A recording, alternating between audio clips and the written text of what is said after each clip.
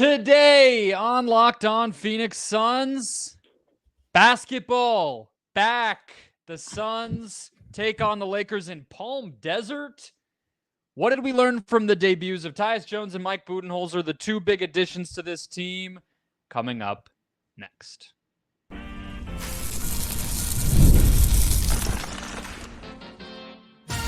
You are Locked On Suns, your daily Phoenix Suns podcast. Part of the Locked On Podcast Network, your team every day. Welcome back in to the Locked On Suns podcast. I'm Brendon Kleen, a staff writer at Awful Announcing and a credentialed Suns media member. Thank you for making Locked On Suns your first listen here on this Monday. Don't forget, Locked On Suns is free and available on all platforms, including YouTube. So click that follow or subscribe button to do what thousands of other Suns fans have already done. Become an everydayer and get locked onto the Phoenix Suns right here each and every day. Today's episode, guys, is brought to you by the FanDuel Sportsbook.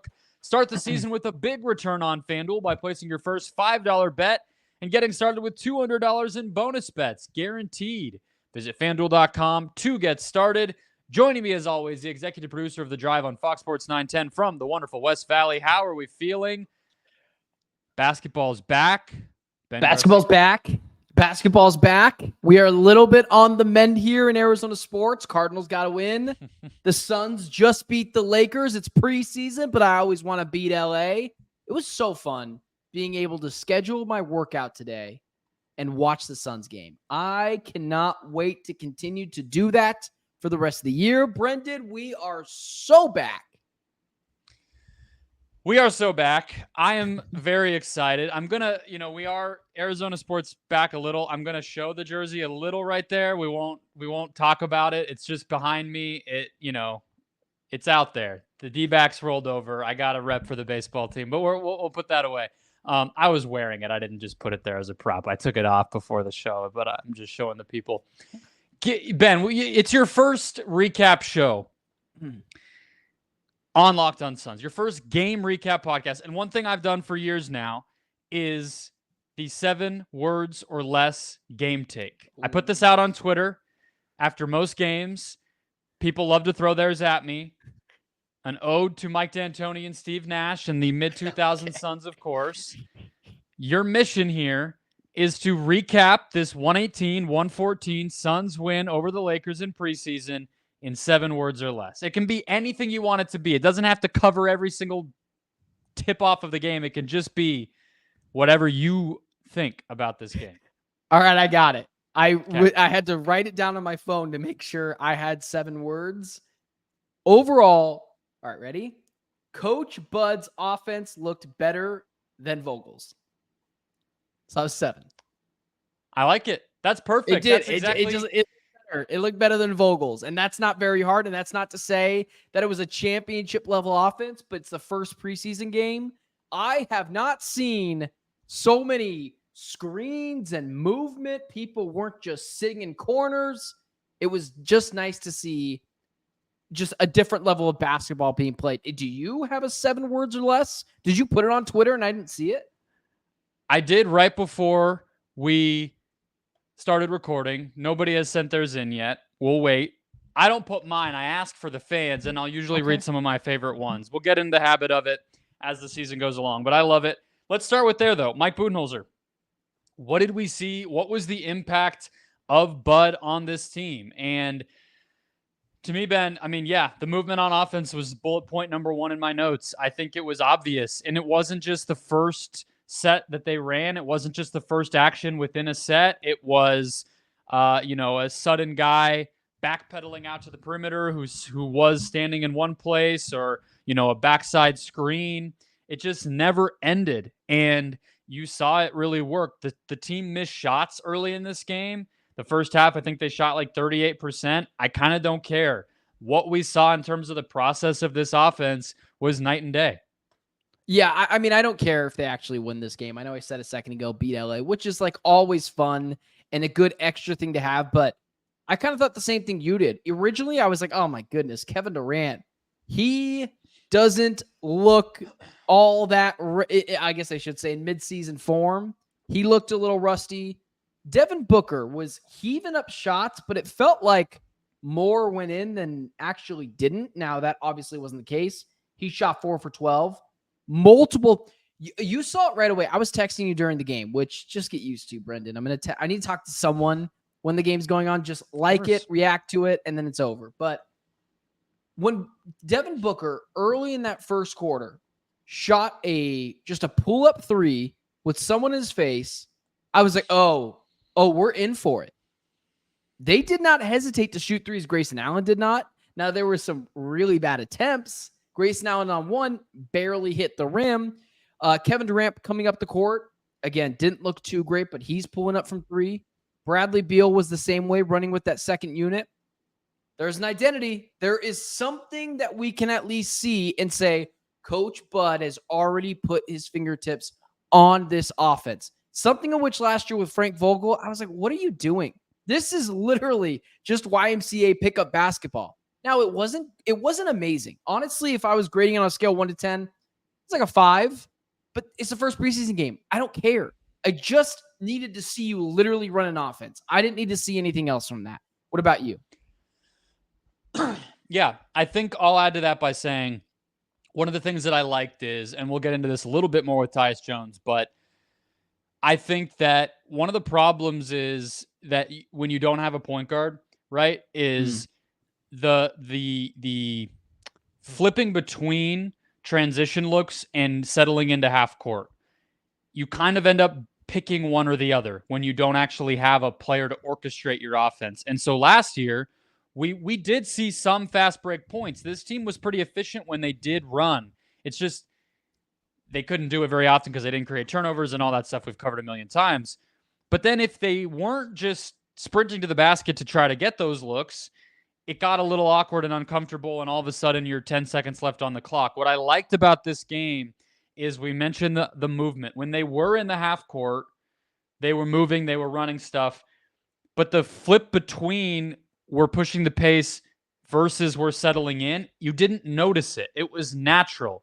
And I think that that's a big part of, to me, that is Bud. Yes, I'm saying you have a point guard there, but I also attribute a lot of it to Bud of getting these guys to kind of buy into that, because it wasn't just when Tyus had the ball. It was everybody.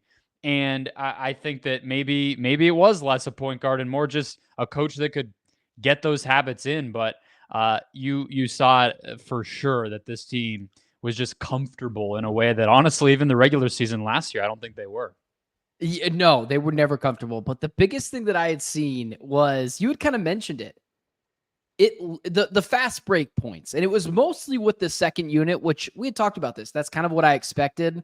It's going to be kind of hard to get guys like Yusuf Nurkic and Kevin Durant running up and down the floor for 48 minutes a night or even for 20 minutes a night. There'll be times where they're going to push pace. But what I really enjoyed with that really small lineup of Grayson Allen, Oso Ighodaro was out there at one point. Monte Morris was out there. They were getting the ball and they were running immediately down the court. And you had said it looked so natural, which in a way it did. But I was just so caught off guard because I can't remember since the departure of Campaign that a Suns offense moved that quickly, which was really fun to see, because with a team, and I'm sure we'll get to this in just a minute, that you had texted me this, looked remarkably small. The only way you're going to be able to get to the basket in time is if you beat them down the court, which I just really enjoyed all of it. Whether it was the motion in the offense, whether it was making the extra pass, and you could argue at times maybe made one too many passes. Which was a problem last year too. Yeah, well, I'm not going to, again, it's so hard because it's the first preseason game. Like Kevin Durant on one instant, Kevin Durant's got to stop passing up shots. There was one where he was on the wing on the right side, and he wanted to pass it over to Devin Booker, and it got deflected out of bounds and totally, messes up your offense, makes you have to go from what was an open shot to then you got to run an inbound play. I didn't love that, but everything else, playing with pace, I just needed to see that Coach Budenholzer had touched this offense from last year. And it looks like the early stages of molding it have come to fruition. Yeah, on the defensive end, real quick, more switching. They've been preaching that during camp already, on and off the ball, though. So I thought that, especially the fact that we didn't say this, but Yusuf Nurkic didn't play. We'll probably talk more about that in tomorrow's show in depth. but also being on the court, they switched a ton. And I think that you'll continue to see that. We did see some lineups where, KD was the biggest guy on the court. Those lineups are going to switch a ton. But even, let's say they're not going to switch Nurkic and Plumlee much, even just being able to kind of switch out of mismatches, maybe recover if a team beats you down in transition and you have some cross matches you don't like, which was the case a lot with these Lakers because they're bigger than the Suns and you're able to kind of save yourself from that. I just like the commitment to switching and the awareness to pull it off. Those were both very noticeable on the defensive end. Let's get to Tyus Jones. What did he add beyond the obvious playing faster, which we've hit on a little bit already? We'll get to that and the new point guard's arrival next. First, today's show is brought to you by BetterHelp, making therapy easier, more accessible, and on your terms. Halloween lets us have fun with what scares us, but what about those fears that might not involve a zombie or a ghost? Therapy is a great tool for facing those fears, finding ways to overcome them, because sometimes the scariest thing is not facing your fears and holding yourself back. You just got to confront these things sometimes. And again, it doesn't have to be the end of the world. It doesn't have to be an emergency. It doesn't have to be the most traumatic thing ever. It can just be the day-to-day. It can just be about getting the best out of yourself. So if you're thinking of giving therapy a try, start with BetterHelp. It's online, convenient, flexible, and suited to your schedule. All you got to do to get started is fill out a brief questionnaire. They match you with the licensed therapist who fits, but you can switch at any time for no charge at all. Overcome your fears with BetterHelp. Visit BetterHelp.com/LockedOnNBA today to get 10% off your first month. That's BetterHelp, HELP.com/LockedOnNBA.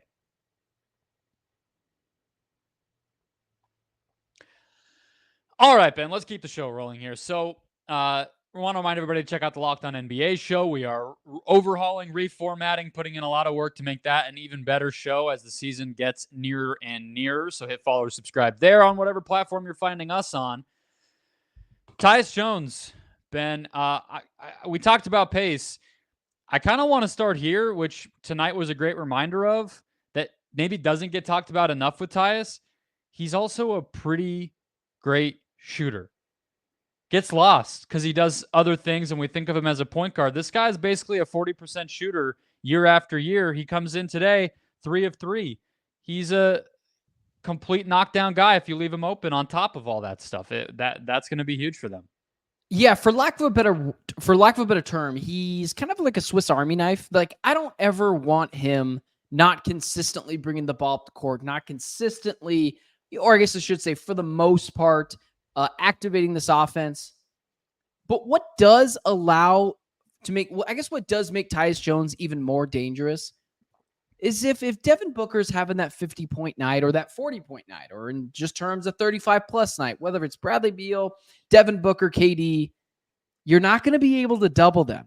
Because if they're bringing the ball up the court, it's a heat check, whatever.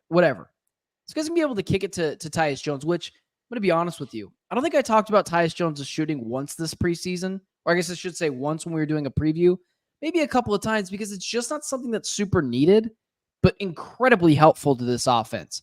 Just in case they ever want to just do things a little differently.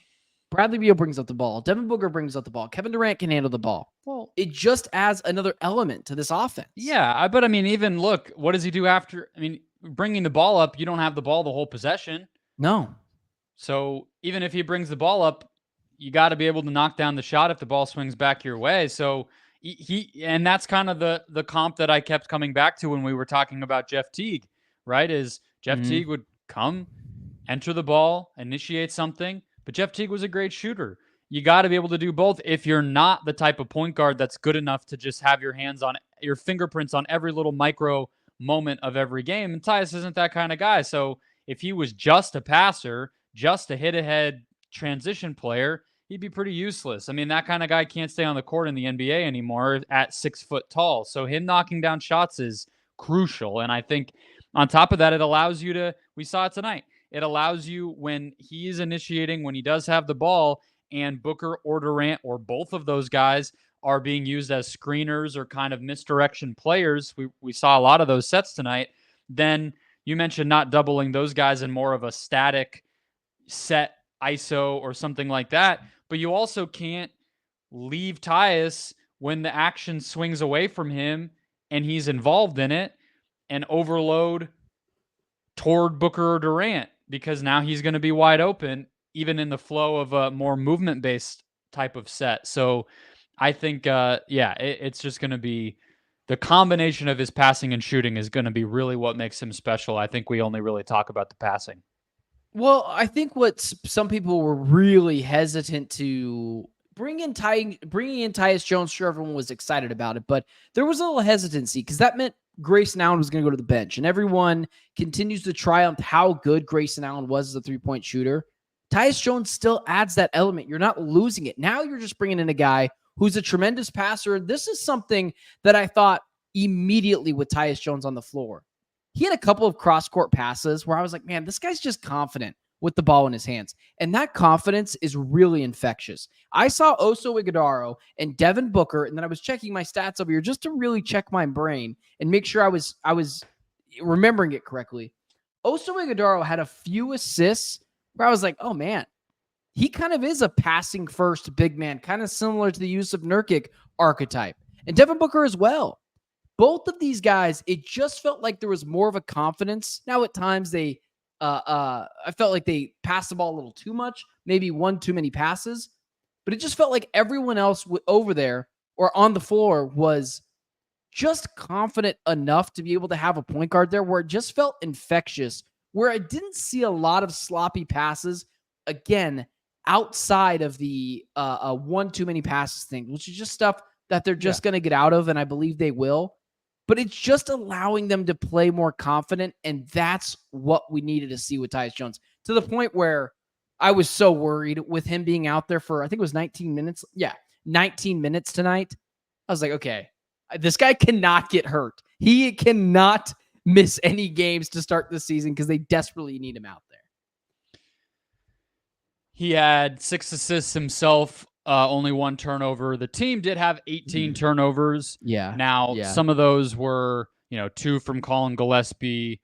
Some of them, toward the end of the game when things were not competitive. But the good thing about having more playmaking on the roster is you can compensate a little bit for some turnovers because you're playing faster and 33 assists. That ratio is going to be better. So I think you want to see the turnovers go down, but if you're getting 30 plus assists a night, some of that's just going to come with the territory. So I think we're already kind of seeing their diet and just kind of the style show up in these numbers. The first possession of this game started off with 19 seconds on the clock. Like it was immediate. A lot of the, we talked about the threes, talking about the pace.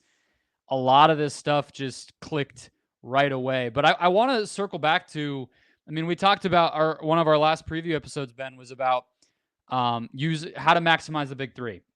And I want to point people to Mike Vigil on Twitter at Protected Pick. He posted a bunch of videos of sets where they were Booker and Durant both involved. One where KD ended up as a roll man, he was the center in that lineup because Ryan Dunn was the only other big guy out there. Another where Grayson Allen was kind of used as a screener and then veered out toward the perimeter, and Oso got a cut dunk from the corner. So many things where you're seeing the ripple effect of not having to have Booker and Durant only activated when the ball is in their hands. How much it really pulls the defense apart when they can screen, when they can move without the ball, when they can just space the floor, frankly, and have to be guarded. All of that is because of the presence of Tyus Jones, where those guys are already being used in way more impactful ways than just running a pick and roll and taking a shot. Yeah, it's hard to get too excited about it because there was also it felt like a willingness for Kevin Durant. Now, listen, I'm just talking. I'm just saying what I saw. It just felt like Kevin Durant looked a little happier out there. It's the first game. Everyone's happy, but there just felt like a willingness with Kevin Durant to be moving specifically. Because I'm going to be honest with you, I'm not really focused too much. I know Devin Booker and Bradley Beal are going to move. They're not old guys. They're still in their athletic prime. This idea that either one of them is injury prone or or washed is just nonsense, mainly the Bradley Beal thing. I had my eye on KD a ton in this game, to the point where when he was missing some shots, I was like, oh man, is he moving around a little too much? Is he like, does this guy need a blow already? Because he was missing some 3-pointers where he was pulling up from the top of the key, and they were kind of bad misses, and it just looked like they were fatigue misses. Is that something that worries you? That really did pop into my brain, where Kevin Durant looked, he didn't look tired, but he did look a little fatigued. Maybe that's the first game. Maybe that's just nonsense coming from me. But it did feel like Kevin Durant was moving a ton in this offense. And I feel like there is a happy medium from what Vogel was doing last year to Budenholzer. Did you notice that at all? Or was that just me? Well, I mean, obviously I noticed the misses. I'm not worried. I'm not worried about There KD. were bad misses. A couple of them. Yeah, sure. I mean, I don't think that's one game. It's one game. Yeah, I don't think Kevin Durant, if there's anything I'm worried about, it is not him making jump shots. There are other aspects of his game that we can get into any sort of potential, downtick in as he ages. I don't think that's going to be one of them, but I hear you. I mean, everybody's getting comfortable, right? And we've gone through plenty of things. They missed a lot of shots as a team in the first. They had a lot of turnovers. This wasn't perfect, but that's why I'm focusing on how guys are being used together, the way that this offense is flowing. I really don't care about any person's stats or minutes or anything in the preseason. Let me throw this at you then. Let me just throw this at you. Are you surprised? Because we talked about this in, I believe, our very last preview, where I had said, I think it was media day, where I was like, they're saying they're going to shoot a lot of threes, but Bradley Beal also said they don't want to get away from what worked. I don't know about you.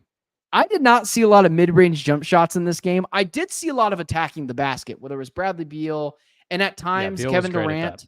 Yeah, there's exactly what we talked about. He's got to get to the basket. We need another guy that can get there.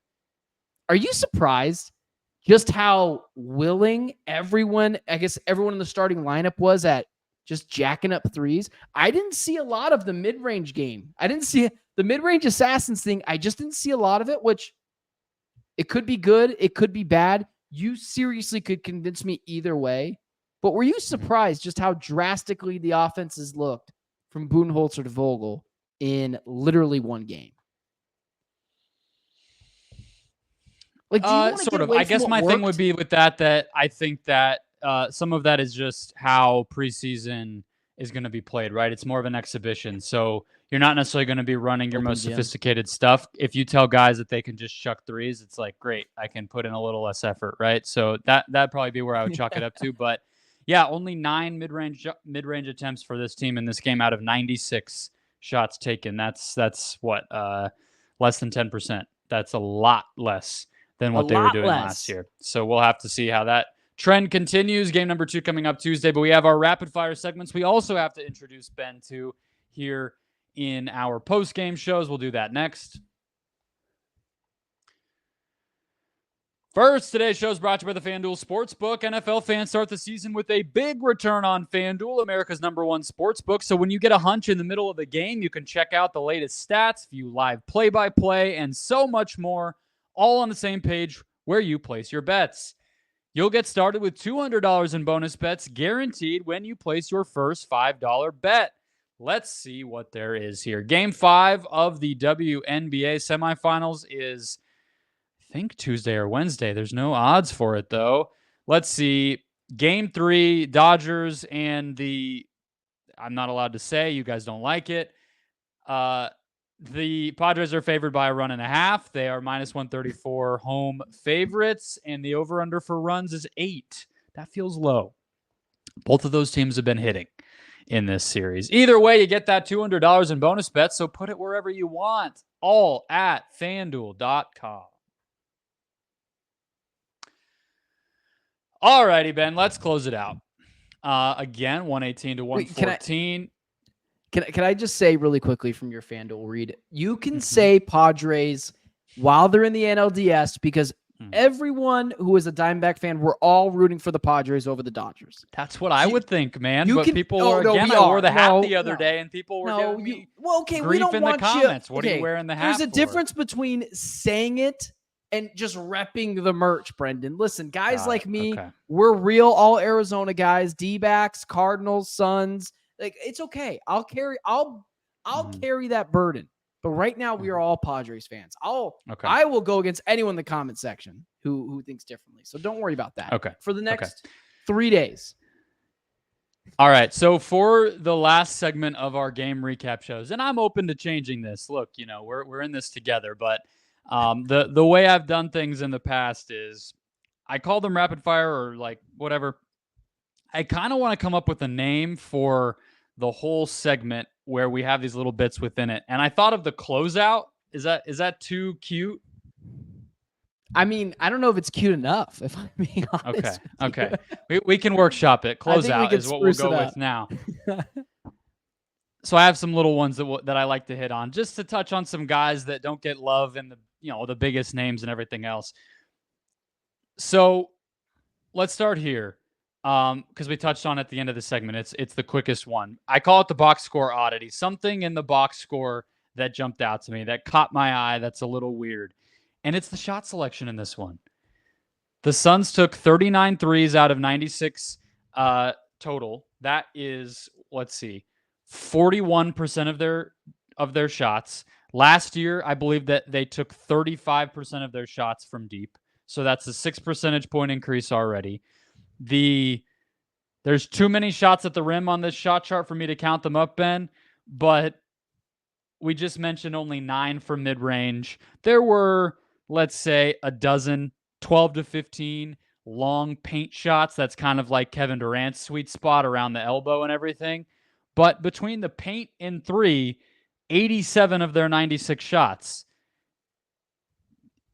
Some of this stuff is just a non-negotiable. You mentioned the mid-range assassins maybe being put to bed for a bit here.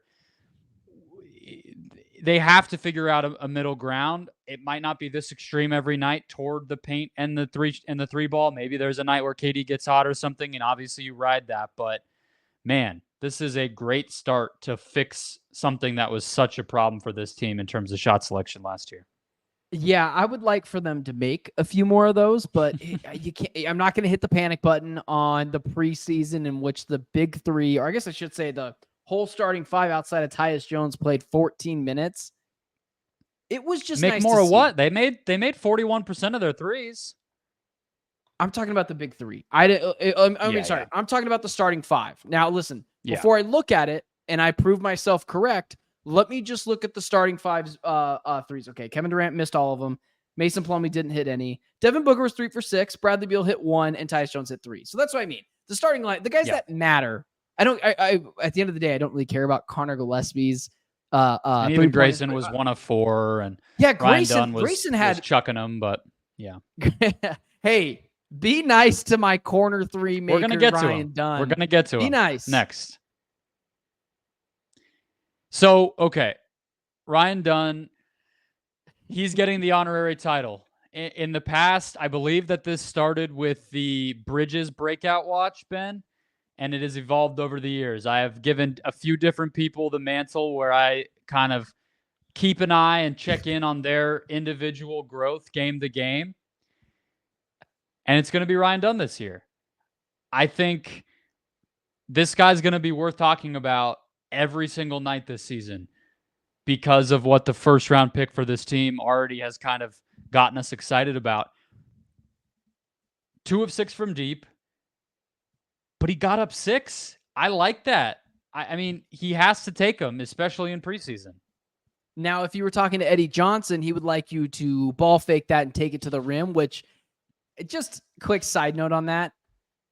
I know that Ryan Dunn can dunk the basketball. I just want him to heave up threes. I don't even care if they're contested.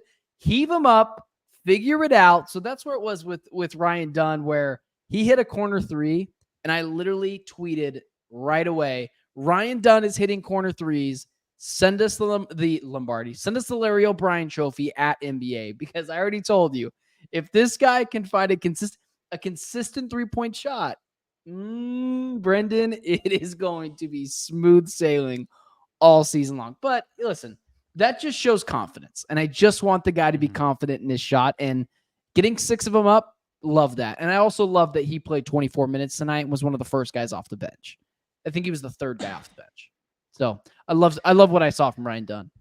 Yeah, except he did get bullied by Hachimura on defense. That was not great. Yeah, it was funny. It was not like he got the bullied. greatest defensive night for Dunn. He didn't have any of those kind of high flying or athletic turnovers created or anything. It was, a pretty there was one where there. Hachimura came down and just gave him a little shimmy shake, and Ryan Dunn went flying the other direction. I was like, ooh, that's right. You are 21 years old. So LeBron had him in the high post on that fadeaway jumper at one point, and didn't like power through him, but still just didn't really seem phased. Yeah, look, I think both rookies, that's going to be a thing for this year, that the strength maybe not quite there, but hey, that's because they're rookies. So the other thing before we jump to the last little rapid fire here on Ryan Dunn, I mentioned in the last segment with the small ball, we saw them use him as effectively the center on offense in some of these lineups, which, I wasn't expecting us to see that so soon, but that's also one of the ways that you can make a non-shooter work. If the jumper is going to be inconsistent, have him be a center, and it's not that big of a deal. Then he can just be kind of an offensive rebounder, maybe a roll man, maybe, a cutter, whatever. And it's not as extreme because he's the only guy on the court who can't shoot, rather than having him out there with the center or, whatever. And then you start to get into some cramped situations. So that's something to keep an eye on. But bench mob vibe check, that's our last one here, Ben, that I'm introducing you to here. And my question is, was Ryan Dunn playing over Royce O'Neal just a preseason thing? Okay. I mean, over is a little extreme, right? Because they both Royce played, O'Neal, but he played more minutes and he came into the game first. Yeah, it's kind of hard because the more minutes thing, like when I say Ryan Dunn played 24 minutes, I care about the 10 minutes that he played when the game actually mattered, and the other 8 hit or miss. Royce O'Neal, I don't know how well he's going to fit on this offense if he cannot consistently enough hit a 3, because last year towards the end of the season, it just wasn't great. And he doesn't add enough defensively anymore to have a guy out there as a liability, potentially shooting the ball. So it's something like it is something that Ryan Dunn was out there. And if Ryan Dunn can be Royce O'Neal, like if he can be Royce O'Neal, just younger, able to get to the basket a little bit better and defend a little bit better, like, yeah, that's a great thing. And I think it does say something that how high Bud and I guess even James Jones thinks of Ryan Dunn, if they are already giving him a little bit more leeway than I thought that they were going to get tonight. Ryan Dunn looked really, really confident. Like, just he didn't look like he never looked like he didn't belong. And at times, Oso Ighodaro, he did look really timid at times, and I didn't love that. Now he's a second round guy. He's a rookie, but no, it is something that he did play a decent amount of game over Royce O'Neal. What was your thought on that in terms of, I don't know, is Royce O'Neal maybe, I hate to use this word, but is he washed? Like I did worry about Royce O'Neal. Look, I think he looked really, really stiff, man. Really stiff. Yeah, he stuck out like a sore thumb at times. I was asking a little facetiously. I don't think that it's anything extreme, but one, I mean, Royce O'Neal's just older, so he doesn't need to play as much in the preseason. Whereas, minutes wise, Ryan Dunn did play in the garbage time stuff where, the bottom of the bench was in the court. But he came into the game first, and I think that one thing he does have is that ability to he's bigger, he's taller, he's more athletic. So there's going to be lineups where that provides value in whether it is small ball or whether it is, just maybe a defensively deficient lineup where he can be that and maybe be out there with more offensive guys. I don't know. I think Royce provides a little bit of playmaking and ball movement that in addition to the 3-point shooting. But yeah, look, everybody's going to need to make threes to be effective on this team the way that they're going to play through their big three. To me, the more maybe interesting note is Ryan Dunn certainly played over Bol, Josh Okogie, any of those guys, right? So he's probably getting minutes on opening night. Maybe it's not in place of Royce O'Neal, but he's going to. And I don't know if we knew that for sure until tonight. Yeah, no, we didn't know that for sure. I was very, very worried that we would not see Ryan Dunn on opening night. And I think that that's obviously a bad thing. But on a team that's deeper than it was last year, it still isn't that deep. And they still lack the wing depth on this team to get through a long playoff run. Ryan Dunn is going to get minutes in the beginning of the season. What he does with it, I assume he's going to have a short leash, though. This is not a time for experimenting for long stretches. If you can throw out a lineup, though, on a second string where you throw out Royce O'Neal and Ryan Dunn and maybe a Tyus Jones running with that or a Bradley Beal, or you stagger it a different way, it just adds another element to this team. Ryan Dunn, maybe it's just my bias. I was really happy with what I saw with him for him today. The biggest thing for a rookie is to just look like you belong. And at times, I'm not sure Oso Ighodaro looked like he belonged. Ryan Dunn looked really confident. And the corner three, you and I have said it a million times. The shot doesn't look bad. I don't know why it doesn't fall in, but even more specifically on the corner three, it just looks smooth. And I'm excited, man. He is going to get some playing time, and he's just got to make the most of it at first. All right, we'll zero in more on Oso Ighodaro tomorrow. I think we should talk about Yusuf Nurkic's finger injury. He looks like he's going to miss the whole preseason. Talk a little bit more about what we did see from Oso and whether there's a little bit of a mix-up happening at that center spot. But hit, follow, subscribe. We're here for you 5 days per week throughout the rest of time. Really, the rest of time we're going to be here for you. So hit that button, get that center breakdown, another recap on Tuesday night of the next preseason game, and more. We'll talk to you then.